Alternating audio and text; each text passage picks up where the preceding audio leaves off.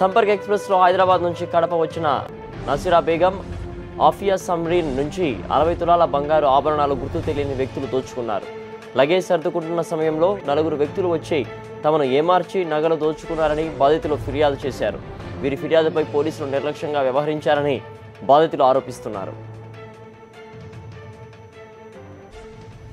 దీనిపై పూర్తి వివరాలు మా కరెస్పాండెంట్ శ్రీనివాస్ నుండి తెలుసుకుందాం. శ్రీనివాస్, చెప్పండి, ఈ ఘటనకు సంబంధించి పోలీసులు నిర్లక్ష్యంగా వ్యవహరించారని చెప్పి ఆరోపిస్తున్నారు. దీనికి సంబంధించిన వివరాలు ఏంటి?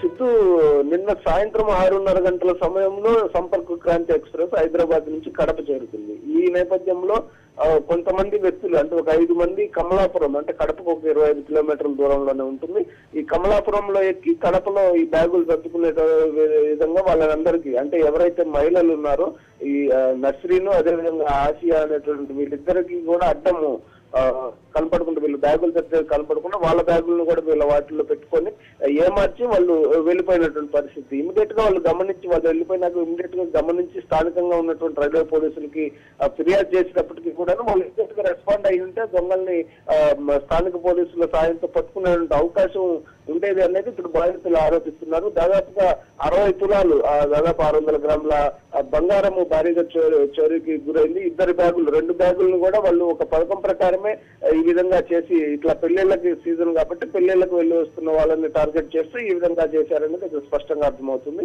పోలీసుల నిర్లక్ష్యం అయితే కనిపిస్తుంది. Siddhu. Okay Srinivas, thanks for the updates.